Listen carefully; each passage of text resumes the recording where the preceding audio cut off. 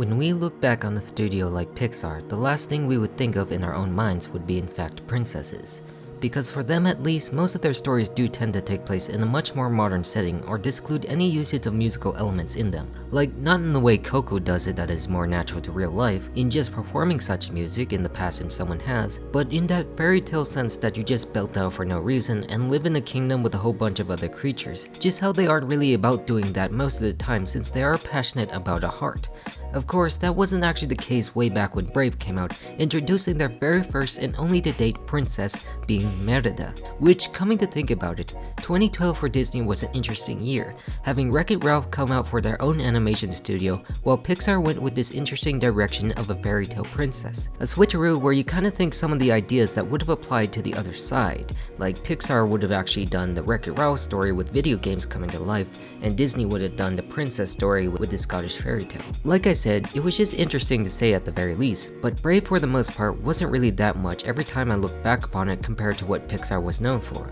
A tale of two different stories that never knew where it needed to go behind a messy production changing directors not knowing what was what. And of course, while it is one of my least favorite Pixar movies like many, I thought it was still great for Pixar to take their own version of a princess story to their advantage, and Merida is just one of those attributes. I also thought it was best to make this video since I mainly disclude her from my Disney princess list. Yes, she is officially part of the brand, but I do really want to separate Disney from Pixar and what they're capable of doing, and making a princess is a good example of that. Sure, it still comes from a movie that isn't quite their best, and I'll actually mention that a little bit, but the effort alone and the personality still put in this character is worth covering on its own, especially if the princess is Scottish too in this sense. Because what we understand about Merida is a character that doesn't really fit the picture of a princess. I mean, sure, she is the daughter of Queen Eleanor, but nothing to her character suggests that she was meant to be a princess, in terms of what I or most general audiences know in the Disney realm. As a young child, she of course still had a close relationship to her mother, where her father also inspired her love of archery along the way. The things that lead her to stuff like the whist to find out where her fate lied,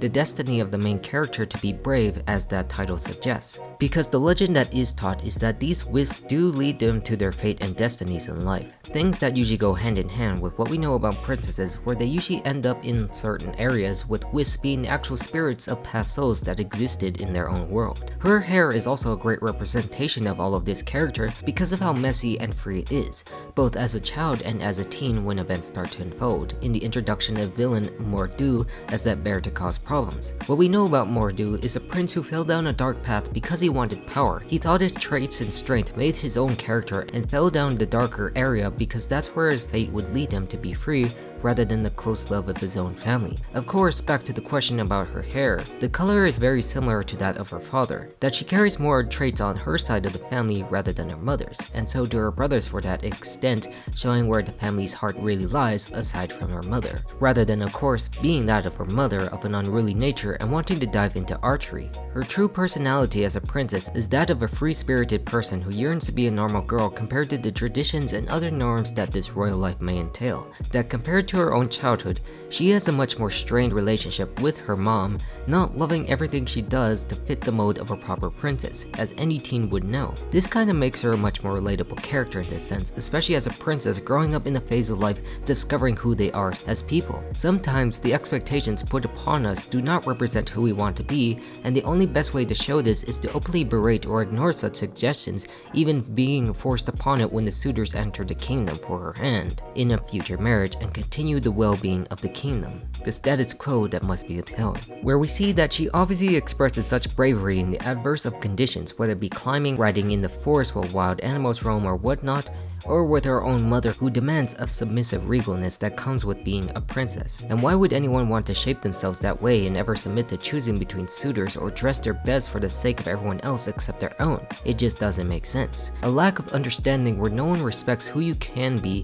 and cannot convey that since it was shut down at any chance to be explained. To compare and contrast generations between a queen and a daughter and what life actually means to them, the main focal point of what the story was trying to supposedly go for in both versions, where her strong strongest traits are also her greatest weakness: impulsive and brash upon attitude, and refusal to properly listen nor explain her problems to her mother, both rejecting such ideas that can circle back to the story of Mordu and what happened to him that destroyed his own family and laid waste, causing war across the land, and why he became a bear eventually. Because, again, mentioning the bear part of the film is just relatively stupid, and I'll explain that a bit later since it is still hard to avoid. Her actions to prove herself can be pretty reckless when you don't know how the clans would react, since they were there for her own hand, and she went ahead to prove that she doesn't need such with her own tests and skills in archery, the physical representation and expression of her own freedom, her protest and determination that is both a positive yet a negative, the negative being the possibility of war, repeating yet the same mistake as Mordu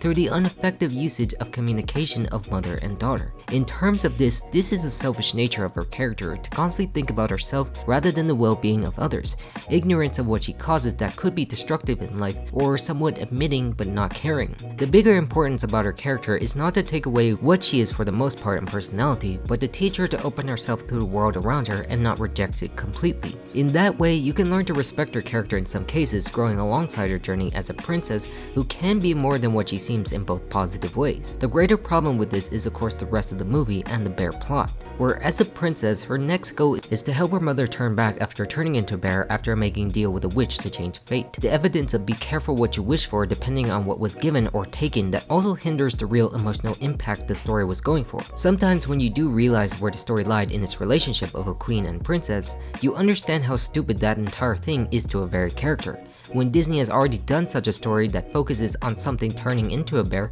because of their own mistakes rather than a weird reason it existed here for someone else. Just like how it's supposedly trying to be tying back into Mordu's tragic fate where he turned into a bear after what consumed him, similar to the events such as Merida did, but now put upon another in that situation instead of the main character that instigated all of these tactics. Of course, this is not what I really want to discuss in this video at all about this specific character, but mentioning how there was something more to develop to her own. That there was more than what she was, and I really do want to appreciate those aspects, but still find it hard because the qualities of the story are pretty terrible. There is a quality to having a princess that thinks more about than what she is beyond her own parents' restrictive lifestyle, but there is also that lack of a proper journey to show that she can become more than that and express the same love and respect. Like there are moments to express something more of her, being intelligent enough at the beginning with her skills to prove herself, and also becoming like her mother in a diplomatic sense, regretting her own actions in the past, as it is a much more understandable position between two sides. The fire that actually needed to be seen that would have made the story stand out more than any other Disney princess film for an element that Pixar was known for, focusing again more on the dynamic and strength of a character without using the style that the others were mostly known for.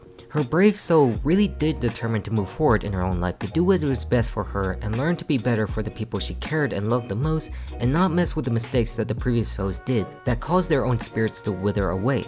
Again, when you realize these core parts of Merida, you see a protagonist that is pretty great on her own, but also falls short of such greatness when the story does not support that at all. The traits that are there for many people that still love for their own, but also sadly not there enough to satisfy a mushy production. Trying to focus on this has been confusing, really thinking about what it could be rather than what it had been, but still enjoyable to its own. Merida still offered a new fresh energy to both Disney and Pixar and what can relate to us if they are a princess or not a princess. To see a world in a different light or a personality that can shine through the pains of life itself, or any word I can make up to be better than what the plot of the film was trying to go for. But again, to reaffirm, all of this was really appreciated that they at least tried their hands at making a princess. A brave Pixar princess, to say the least. And I'm all done. Goodbye.